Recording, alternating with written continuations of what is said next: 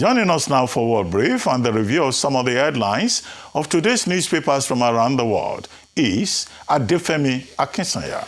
Good morning, Adefemi. Good morning, and bless you. Good morning, Dr. Ruby. Good morning, Mbai. Good morning, Rufai. Morning, Femi. Feeling very unwell today. Sorry, me too. I've been coming down with a little something. Good morning to you, viewers. Please Happy don't birthday, spread it. Ayo. What happened? I say you people who are feeling unwell, don't spread Sharing it. is caring. Sharing is caring. We share everything else. It's implications, isn't it? That kind of sharing. Morning to you, viewers. Let me tell you what is happening around the world. Now, US President Donald Trump has announced that interim authorities in Venezuela will turn over 30 to 50% of 30 to 50 million barrels of sanctioned oil to the United States. Now, that oil is to be sold at market price, with the proceeds controlled by his administration and used to benefit both Americans and Venezuelans. Now, the move is in line with Trump saying that the US oil industry would be up and running in Venezuela within 18 months and that he is expecting huge investments to pour into the country. It has been 5 days since the dramatic US military operation that resulted in the capture of the Venezuelan leader Nicolas Maduro and reflects a significant escalation in US-Venezuela tensions with wider implications for the global energy markets and diplomatic relations therein. Now, Vim, bye, you too. You too. Moving on to the United Kingdom. Now, the United Kingdom and France say that they are prepared to deploy troops to Ukraine if Kyiv and Moscow sign a peace deal. It's dependent on that. Now, British Prime Minister Keir Starmer and French President Emmanuel Macron say any deployment would be aimed at guaranteeing Ukraine's security and deterring future Russia aggression. Now, the proposal would see European forces stationed in Ukraine as part of a post-war security framework, but officials have been stressing it would only happen with Ukraine's consent and after a formal ceasefire agreement with Russia. But as we know, Russia has repeatedly warned that any foreign troops in Ukraine would be a legitimate target. Now, Middle East now. Israel's Foreign Minister Gideon Saar has visited Somaliland in a rare high-level diplomatic engagement with the self-declared republic. Now, we do know that Somaliland has operated as a de facto independent state since breaking away from Somalia in 1991, though it's not internationally recognized. That was until last month, when Israel became the first country in the world to recognize Somaliland. Now, the visit of Saar signals growing cooperation with discussions reportedly focusing on security, technology, and regional stability in the Horn of Africa. It also comes as Israel seeks to strengthen strategic partnerships in East Africa, while Somaliland seeks greater international recognition and foreign investment. However, Somalia stressed that Somaliland is part of its own territory and has condemned Saar's visit as unacceptable interference in its affairs. Well, there's been a strict curfew now in Nepal. It's been imposed in the southern Nepalese border city of Burgunj. That's after rising tensions were sparked by the vandalism of a mosque, prompting protests from both Muslim and Hindu groups. Now, the curfew bans all public gatherings and restricts movement on the streets, with officials warning that security forces have been authorized to fire on violators as armed soldiers and police officers were deployed across Burgunj, which is a city located about 130 kilometers away from the south of the capital, Kathmandu, which is a key transit area for oil, goods and supplies imported from neighboring India. So very interesting developments happening there. Let's now move on to our newspaper headlines. As ever, we begin with the front page of this day. Always a host of stories on this day, but this day does lead with former President Goodluck Jonathan saying that the PDP remains alive, strong and resilient despite defections to the APC, describing it as a key pillar of Nigeria's democracy since 1999. He also reaffirmed his loyalty and urged party leaders to focus on unity, reconciliation and national interest ahead of the 2027 elections. Now, in the same vein, the Daily Independent, let's take a look at the Daily Independent. Meanwhile, they are also So looking at the PDP, and it does report that the PDP has raised concerns over INEC's independence following alleged issues accessing its portal, despite the commission monitoring the PDP primaries in Ekiti and Osun State. So a lot to keep your eyes open on. Let's take a look at The Guardian. The Guardian is looking at oil this morning, and it does report that Nigeria will continue importing fuel in the short term despite new regulators and lowering pump prices. Now, this is as local refining capacity remains inadequate. Of course, the Dangote refinery is working, does have operations, but that alone, alongside the inactive state refineries, mean that imports are still going to be generating and dominating supply here in Nigeria, with over 1.8 million metric tons of petrol brought into Nigeria and West Africa in November and December alone. Let's take a look at the Punch. Now, the Punch does report that the federal government is spent nearly 2 trillion naira on electricity subsidies between October 2024 and September 2025. That is despite struggling to pay over 4 trillion naira to these power operated companies. Now, that's that huge debt that's still looming. Still on the front page of the Punch, we do see reports that the Inspector General of Police, that is Kayode Egbetokun, has deployed newly promoted DIG Mohammed Gumal to head the force of intelligence department. That's along with 17 commissioners of police to key commands nationwide. This is another example of Nigeria's effort to strengthen security apparatus across the country. Let's take a look at the Daily Trust this morning. The Daily Trust does report that killings and kidnappings have resurfaced in Katsina State. That's as bandits attacked several communities in different local government areas, including Malumfashi local government area, killing 8 people and, of course, abducting other people, unfortunately. Now, the New Telegraph also weighs in on security. So we're looking at Niger State. In Niger State, we see that the New Telegraph is reporting that the Chief of Army Staff, General Waidi Shaibu, has announced additional resources for training and doctrine development in order to combat insecurity in Niger State and beyond. He made these remarks during a visit to the Governor Umaru Bago of Niger State and also former heads of state Babangida and Abu Bakr in Minna, while also opening the 2026 TRA-DOC conference, which is to enhance training and doctrinal activities in terms of security. Now, moving on to our UK papers, we start off with the Daily Telegraph. Now, the Daily Telegraph does report the Conservative leader, Kemi Badenoch, has really called for the Chief Constable of West Midlands Police to resign. That's over the force's decision to ban Israeli football fans from attending that match in Birmingham. Now, bosses from West Midlands Police were grilled by MPs on the Home Affairs Select Committee over their decision to ban Maccabi Tel Aviv fans from a Europa League match against Aston Villa, I think it was, back in November. And that was a security concern there. Moving on to The Sun does report that drivers could be limited to just 1 pint or less under new driving regulations in order to protect more people from drink driving. So those are your World Brief stories and your newspaper headlines from Nigeria and beyond. Love to hear your thoughts. Okay, so a couple of things. I'll put a new angle to the Venezuela story. Okay. Kemi Badenoch was talking about the fact that she grew up in Nigeria and it was a good thing that Trump did what he did to Maduro. She was citing the Abacha regime. I mean, you see, the truth is, the way Kemi thinks, anyway, I know what she's doing. She's pandering to the right wing. So she doesn't want to be seen to criticize Trump because that's what the hard right wants. But the truth is, she also distorts history.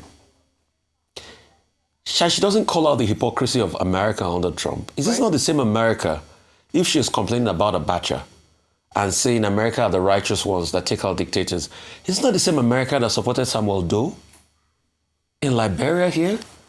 Were we living under the rocks when America was supporting and funding Samuel Doe? So Samuel Doe was a saint, right? Is this not the same America under Kissinger? Is this not the same America under the Bay of Pig invasion? That Russia had to stand up to them by putting nuclear weapons in Cuba. We had the Cuban Missile Crisis. And you see, the second part of Trump's very bullish thought now that he's going to spin the dime as regards Venezuela and oil will be gushing out of money, that's delusional. Please just go check the geography of where the oil is in Venezuela. It's in the eastern Orcan part. It's very difficult to dig. And when you even dig in there, you're selling at $22 per barrel. It's very difficult. This is 18 months he wants to spend with $65 million. The best that's going to give you is less than 300,000 or 400,000 barrels added to what you have. That's about 1.4, 1.5 million barrels. The 3 million barrels they're talking about is like 20, 40 projects. And you think Chevron is just going to bring out all of that money on ConocoPhillips? What's the market cap of Chevron? $315 billion. Let's say Chevron brings $30 billion out for this deal. You want a company to stake 10% of their market cap on a possibility that is not there, a Trump that is already crying by saying that if we don't get re-elected, if we don't win Congress in the midterms, I'll be impeached. Do you know this is already a ground for impeachment? I'm sure the likes of the Adam Schiff of this world are already writing possible impeachment letters and notices already based on this. What's the market cap of ConocoPhillips? $125 billion. So you think Conoco will take a leverage of about 20, 30 billion on the lack of possibility on every crude when America is doing a lot of shale? I mean, Trump can he's deceived us about everything. Just like how he says America is making so much money from the tariff. But we know the tariff is a sales tax. What is going on in the world today? What's going on? Thank you, Rufai. All right. I took some time out to study Donald Trump's 2025 national security strategy. I think I shared it with a number of people. And if you study that document, then nothing that's happening right now is a surprise. And just to look at some excerpts from it, it talks about we want a Western Hemisphere that remains free of hostile foreign incursion or ownership of key assets. So that's the Monroe Doctrine. Yes, but as is reinstated, exactly. So as re-echoed in what they're now calling the Don Doctrine through the National Security Strategy. And of course, he continues to say this, which is why now he's talking about Greenland and he's talking about the Chinese and Russian ships all over the place and so forth. So ultimately, there's so many dimensions to this, but it's clear that what's imperative to Donald Trump is that in making America the greatest country on earth, according to him, what he finds essential to that is ensuring that America has either key control or influence of all significant assets. And that in itself, if we are to revisit history, is actually colonialism in essence. That's how we remember. So what's happening right now, if we echo it to Somaliland, is actually very similar to what took place in Berlin when there was a scramble for Africa and that meeting happened and people were, cordoning off the map and deciding who should take which piece of the pie. Because we've already established that in Israel, Prime Minister Benjamin Netanyahu is doing all things possible to please Donald Trump because he needs his endorsement as he goes into an election that is going to be very tough for him to win. Now, Somaliland, however, is going to set a massive precedent for us in Africa because we know that the African Union has already instated the Cairo Declaration. What is the Cairo Declaration? That we've agreed that our borders at independence are the borders that we will maintain moving forward. Because what are we saying? If we start, acceding to all of the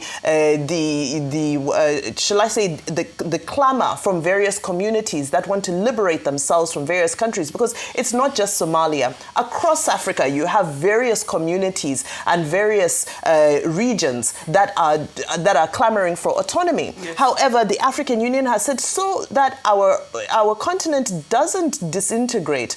Let's maintain the status quo. But people are saying that, but the African Union already bent its own rules by creating South Sudan, by creating Eritrea. So why should Somaliland be any different? So I think those are the concerns for me, is that we're now seeing this place where the African Union and even all those other African sub-regions, ECOWAS, East African Community, SADC in Southern Africa, are being exposed as being not the most effective organizations. The African Union, for example, has been reduced to an organization that issues press statements. Beyond issuing press statements, what impact have they made with all the conflicts and all the other issues that we currently have? If you look at Ethiopia, which is one place that we made inroads, it was because of the intervention of former President Olusegun Obasanjo and former South African President Thabo Mbeki that peace was able to be restored in Tigray. But as institutions, we're not seeing results.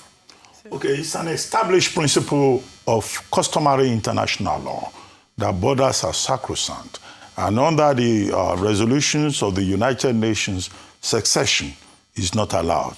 Under the protocols of the African Union, secession is also not allowed. And that was why when Israel decided to recognize Somaliland, who had pulled out of the Somali Federation in 1991, over 30 years ago, the international community objected. The United Nations met. The Gulf states, the countries of the Middle East objected. AU, including Nigeria, said that this is not acceptable. But you see, Israel, being the first country to recognize Somaliland, has now gone there to initiate diplomatic resolutions. President Abdul Wahid has even been invited to visit Israel by President Netanyahu. Gideon Saar, the foreign ministry, was also there, and with the president of Somaliland saying this is a big day, and the foreign minister saying this is momentous. However, beyond all this diplomatic thing, whether Israel is copycatting or America says self-determination belongs to the country, or Israel saying we have the right to recognize who we like. It's about the strategic location of Somaliland. Somaliland has two ports. One of them, I think, Berbera, the Berbera port, and there's another port, both of which are strategically located in the Gulf of Aden. Yes. Now it's about trade, primarily, one.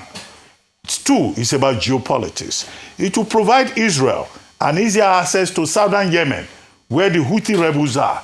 And the Houthi rebels, backed by Iran, pose a threat to both US and Israel.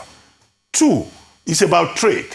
The Gulf of Aden is one of the most strategic, international maritime routes in the world, handling most of the world trade.